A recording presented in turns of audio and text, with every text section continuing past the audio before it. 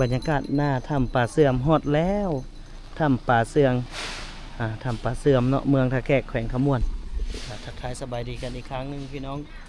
อยู่ที่ถ้ำป่าเสื่อมซึ่งถ้ำป่าเสื่อมนี้เป็นถ้ำที่เปิดให้บริการไม่เนาะแล้วก็เป็นถ้ำที่บ่เตียงบ่เคยมาจักเทื่อเดี๋ยววันนี้เขาสิเข้าไปเบิ่งว่าในถ้ำยิ่งใหญ่อลังการส่ำใดเนาะสำหรับค่าเข้าส้มแม่นสำหรับคนลาว 100,000 กีบคนต่างประเทศ150,000 กีบเนาะถ้ำนี้ก็ตั้งอยู่บ่ไกลจากตัวเมืองท่าแขกก็น่าจะบ่เกิน10 กิโลเมตรเนาะก็มาง่ายๆเลยการเดินทางแม่นออกจากตัวเมืองท่าแขกมาแล้วจะมีป้ายใหญ่ๆเนาะเพิ่นติดป้ายบอกว่าถ้ำป่าฝาแล้วเลี้ยวซ้ายเข้ามาเลยพอฮอด3แยกจะมีแยกหนึ่งเป็นทางแดงทางหนึ่งเป็นทางดำเนาะถ้าไปตรงไปหรือว่าไปซื่อๆท่านจะไปพระธาตุเมืองพรเราต้องเลี้ยวซ้ายมาเมื่อเลี้ยวซ้ายเข้ามาแล้วจะเห็นอีก3แยกหนึ่งแยกไปเบื้องขวาแม่นไปถ้ำป่าฝาเราต้องเลี้ยวซ้ายเข้ามาประมาณ100 กว่าเมตรนี่แหละก็สิฮอดถ้ำป่าเสื่อมเนาะเดี๋ยวเราเข้าไปเบิ่ง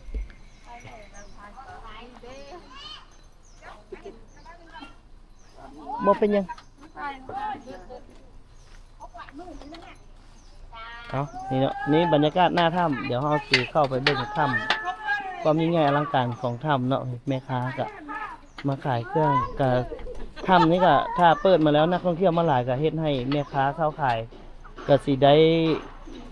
เพิ่นว่ามีรายรับ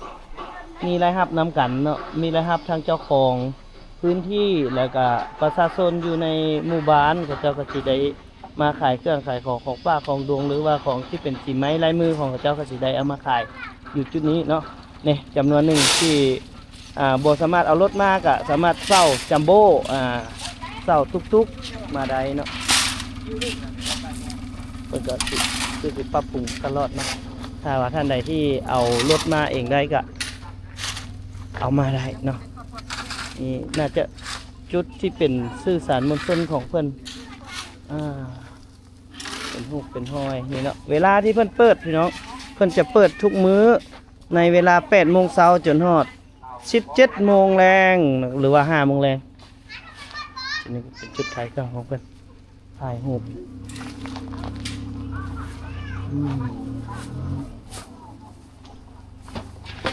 เป็นเสื้ออันนี้เป็นเสื้อที่ระลึกของถ้ำป่าเสื่อมเลยเนาะนี่ก็จะมีอันนี้ขายอีกอย่างแน่ก่อนขายน้ำขนมเนาะถ้าเอาเด็กน้อยมากอะซื้อน้ำย่างเมื่อยก็ซื้อน้ำได้เนาะปกตินี่เฮาจ่ายปีฮะแล้วเฮาต้องเอาปีมาแจ้งพี่บอกก่อนจะขึ้นแม่นบ่อ๋อมิสเตอร์ทิกเก็ตแย่ทิกเก็ตเดี๋ยวแจ้งปีก่อนเข้าโอเคทิกเก็ต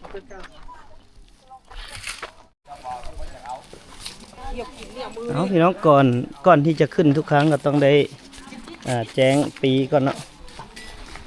ได้แจ้งปีก่อนเพื่อยืนยัน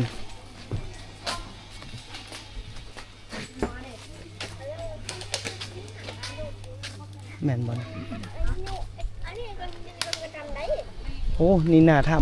ำหน้าทางเข้าสบายดี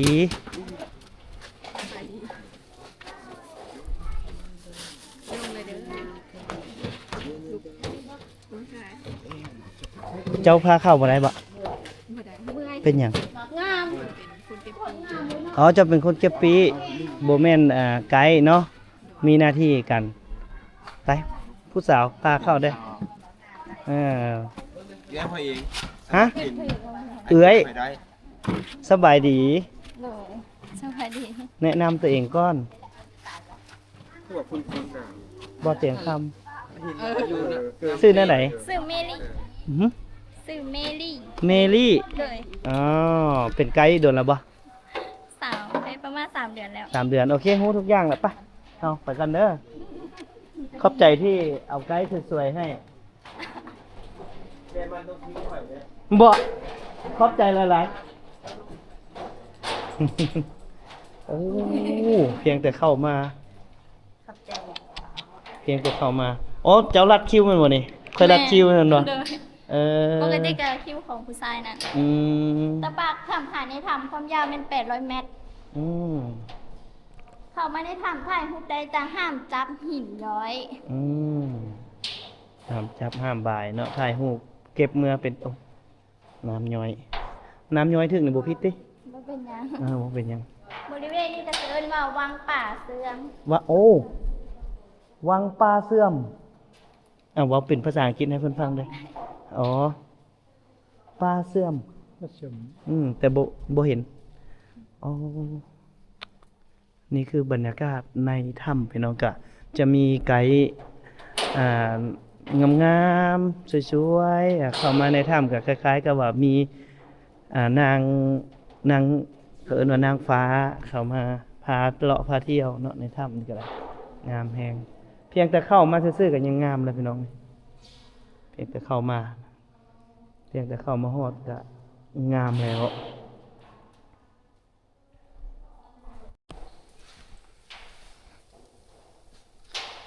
เดี๋ยวเลาะต่อนะพี่น้อง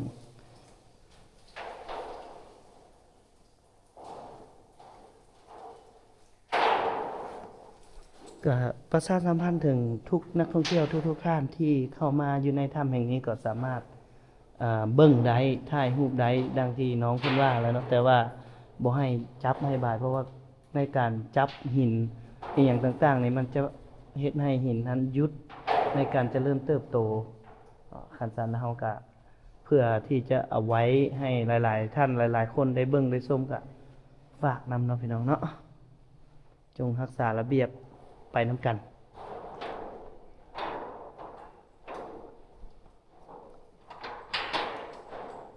ตัวนี้ก็จะเป็นวังปู่ฤาษีวันนี้จะเป็นบ่อนั่งของเพิ่นนั่งสมาธิอยู่ อ่านี่คือเป็นวังปู่ฤาษีจุดที่พวกเราเห็นบ่อนขาวๆนั่นแหละพี่น้องเป็นบ่อนที่เพิ่นนั่งสมาธิจำศีลภาวนาเพื่อรักษาศีลงามหลายพี่น้องยอดเลยบ่เตียงคำก็คิดว่าจุดนี้นี่ก็เป็นถ้ำนี้ก็เป็นอีกถ้ำหนึ่งที่มีหินย้อยที่งามอย่าว่างามแฮงเลยเนาะเท่าที่เฮาเคยเห็นมาเนาะบ่ฮู้ว่าจักล้านปีละที่เกิดปรากฏการณ์หินย้อยแบบนี้สุดยอดของถ้ำความยาวของถ้ำเนี่ย800 เมตรก็สามารถย่างชมได้ถ้าว่าพวกเฮามานี่บ่ต้องฟ้าวเนาะพี่น้องต้องมีเวลาเบิ่งเพื่อสัมผัสจินตนาการต่างๆให้มันสิว่าจังได๋ให้แบบเห็นความงดงามนะถ้าเฮาเบิ่งผ่านๆก็จะเห็นแต่แบบผ่านๆถ้าเฮาจงใจหรือว่าตั้งใจมาเบิ่งมาชมก็สิเห็นความสวยงามความยิ่งใหญ่อลังการของถ้ำคือกัน อันนี้ก็จะเป็นเอิ้นว่าวังปราสาทหินย้อยบริเวณนี้ โอ้เป็นวังปราสาทเนาะที่ชื่อวังปราสาทนี่เฮาก็สังเกตเห็นได้เลยความอลังการของหินย้อยเนาะพี่น้องป๊าดโตสุดยอดเลย ขอบใจธรรมชาติขอบใจโลกใบนี้ที่ที่แต้มแต่งสิ่งสวยงามทางธรรมชาตินี้มาให้มนุษย์อย่างพวกเฮาหรือว่าคนทั้งโลกได้เบิ่งได้ชม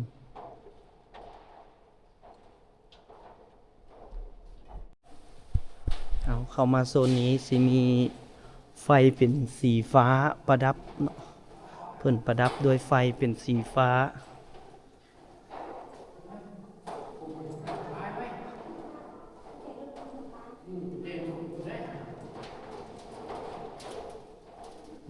ก็จะมี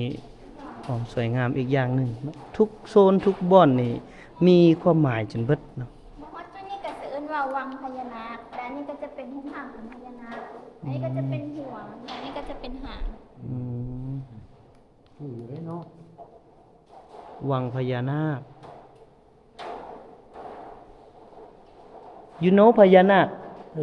พญานาคโอ้ฝรั่งบ่ฮู้พญานาคมีแต่คนลาวคนไทยเนาะที่ฮู้พญานาควังพญานาคเนาะ ก็ทุกสิ่งทุกอย่างทุกซื่อก็จะตั้งไปตามจินตนาการแล้วก็ความคล้ายคือของหินย้อยเพิ่นก็จะตั้งซื่อไปตามรูปลักษณะที่หินย้อยมาให้พวกเราได้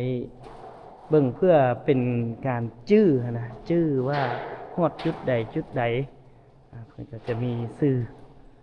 แท้ๆเนาะเดี๋ยวเฮาเลาะเบิ่งต่ออีกพี่น้องบัดนี้เพิ่นก็สิเปลี่ยนเป็นไฟสีเขียวฮอดโซนนี้มันเป็นไฟสีเขียว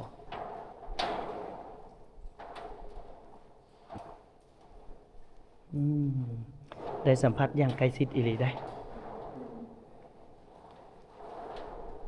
ตัวนี้ก็จะเอิ้นว่าถ้ำพญานาคเป็นบ่องของเพิ่นจำศีลอยู่ในนี้ความยาวลึกเข้าไปเนี่ยค่ะประมาณ100ปลายเมตรแต่สังเกตคือหัวพญานาค2หัวบ่อนพอยืนทุ่มไฟใส่จะบ่เห็นแต่เอาลงแล้วมันจะเป็น2หัวเป็นเงาวันนี้บ่อนจำศีลของพญานาคแต่ว่าบ่มีผู้ใดสามารถที่จะเข้าไปสัมผัสด้านในได้เนาะได้แต่เบิ่งด้านนอกแล้วก็รู้ข้อมูลว่าความลึกเข้าไปหันก็100เมตรพี่น้อง100เมตรบ่อนจำศีลเพิ่นก็ถือว่าเป็นสถานที่ศักดิ์สิทธิ์จุดหนึ่งที่พญานาคเพิ่นจำศีลเนาะตามความเชื่อของคนในลุ่มแม่น้ำคองโดยเฉพาะแม่นพี่น้องลาวและไทยเนาะที่เชื่อและก็ศรัทธาในพญานาคเบิ่งหินงอกหินย้อยแถวนี้นี่โอ้แถวนี้ก็อลังการพี่น้องนี่สัมผัสแบบไกลๆเลยสัมผัสความยิ่งใหญ่อลังการแบบไกลๆไกลชิดแฮงเลยเนาะ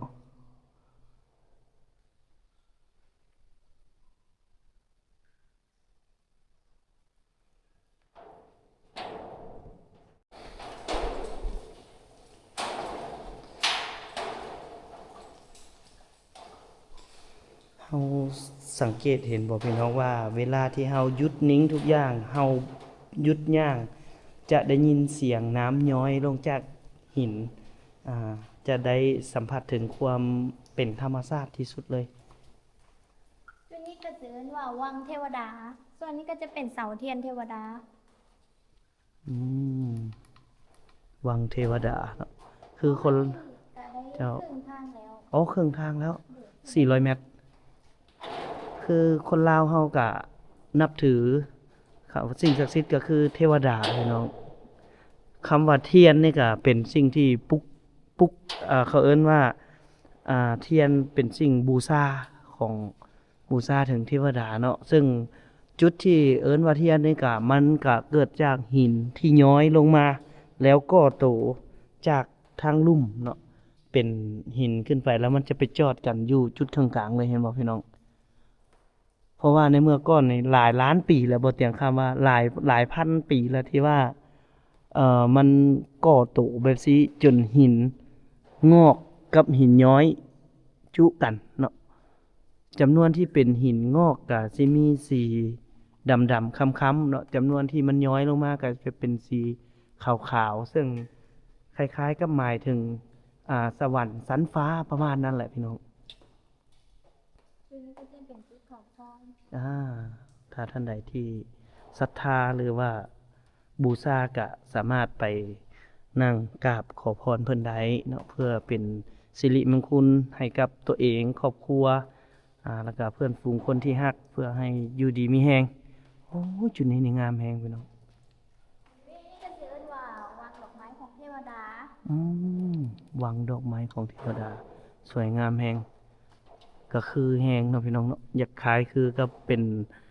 ดอกไม้ที่เพิ่นเอามาประดับหยองไว้ในสถิตไว้ในสถานที่ศักดิ์สิทธิ์ของเทวดาที่ทุกคนกราบไหว้บูชาเนาะงามแฮงยอมรับเลยว่างาม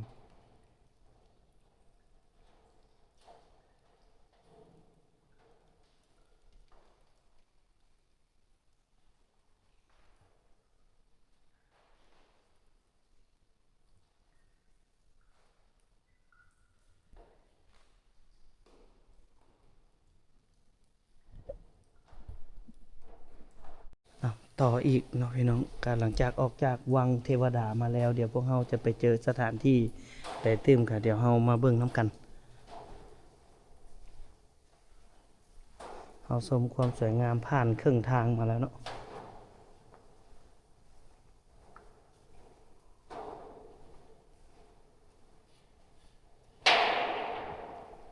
ไปกลับกับกิโลกว่าๆเนาะว่าไปอันนี้ก็800จะเป็นช้างสามหัว อื สอง ม สาม สร้าง3 หัว ก็เกิดจากหินย้อย ที่มันคล้ายคือเนาะ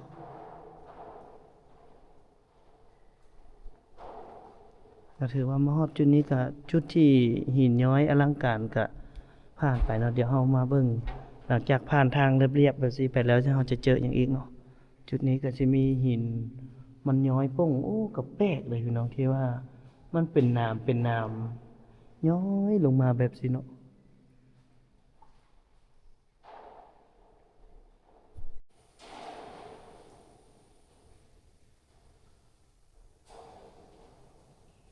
ไปเดี๋ยวเราสืบต่อ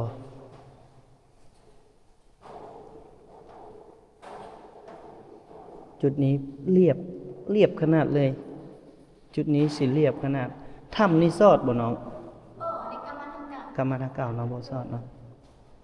จุดนี้ผนังจะต่ำเนาะจะต่ำๆลง แต่ว่าน้ำอยู่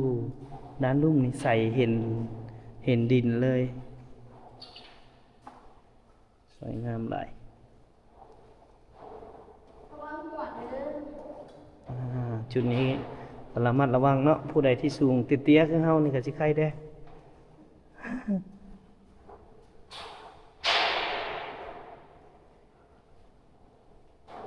อ๋อจุดนี้จะต่ำพี่น้องจุดนี้จะเป็นโซนผนัง เป็นผนังที่ต่ำเนาะโอ้น้ำจุดนี้คือเขียวเป็นพิเศษแท้ จุดนี้ก็คือว่าเมืองบาดาลเสื่อมต่อจากแม่น้ำของ จะเป็นตาน้ำที่น้ำมันไหลออกไปเนาะ อื เป็น ม มวลนี้เลยดำๆนี่จะเป็นหูน้ำ โอ้บ่อนดำๆแม่นบ่ เด้อ หูน้ำจุดนี้จะมีป่าลอยคุณอ่ะโอ้ป่าอย่างเนาะ ปากข้อ อ๋อปลาข้อที่นี่ เด้อปากธรรมชาติ บักใหญ่ๆเลยยิงใส่เพื่อนอีกดูนี่ป่าข้ออ๋ออ้าวสืบต่อพี่น้อง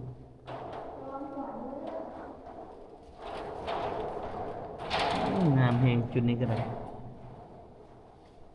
จุดนี้ก็งามไปอีกแบบหนึ่งแล้วพี่น้องเนาะ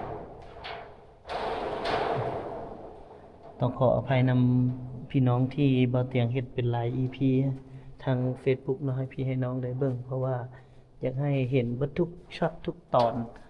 ความสวยงามของถ้ำแห่งนี้เนาะที่บ่าวตะคำได้มีโอกาสในครั้งหนึ่งพี่น้องเข้ามาเยี่ยมชมเนาะ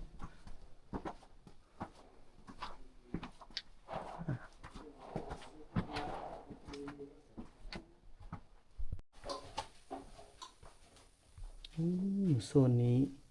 ขึ้นมาห้องนี้ก็สิเอิ้นว่าถ้ำที่สองเป็นถ้ำหินมะพร้านถ้ำพระเสื่อมสุดแต่สำนั้น อ๋อตัวนี้เป็นถ้ำใหม่แล้วเนาะ เด้อ เป็นถ้ำหิมพานต์โอ้สวยงามหลายพี่น้อง คล้ายๆกับเฮาบุกเข้ามาอยู่ในป่าหิมพานต์หรือว่าป่าที่มีต้นไม้ตึบหนาเนาะเฮาสังเกตเบิ่งหินงอกหินย้อยนี่ก็ใกล้เคียงคล้ายคือสุดยอดอลังการแฮงจุดนี้อ๋อ บริเวณนี้ก็สิเอิ้นว่าสวนป่าหินมะพร้านด้านนี้ก็เส้นกัน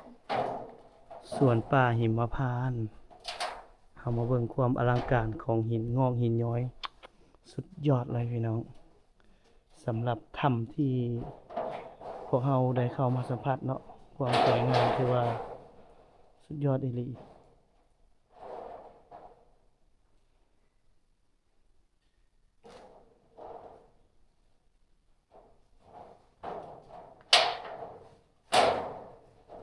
แสดงว่า อันนี้ป่าหิมพานต์เนาะ เด้อ แสดงว่าน้องเป็นนางกินนารี แม่นบ่อายเป็นนายพรานเด้ออายสิล่ากินนาลีก่อนหยอกน้องเพิ่นให้มีสีสันโอ้โหยอดสุดยอดเลย เดี๋ยวเฮาเลาะส้มเบิ่งป่าหิมพานต์เนาะพี่น้องแล้วก็ฝากเบื้องนี้อีกพี่น้องนี่ ด้านนี้ก็สิเอิ้นว่ากระดูกสันหลังของพญานาค อืม ส่วนเสานี้ก็จะเป็นเสาค้ำถ้ำหรือว่าเสาปู่ศรีสุโธค้ำไว้เพื่อบ่ให้ถ้ำนี้ถล่มลงมา อืมเป็นเสาหลักคันสิว่าแล้วก็เป็นเสาหลักเมืองของเมืองแห่งนี้ก็ว่าได้เนาะเพราะว่าเป็นเสาที่ค้ำเอาถ้ำนี้ก็เป็นหินย้อยที่มีความใหญ่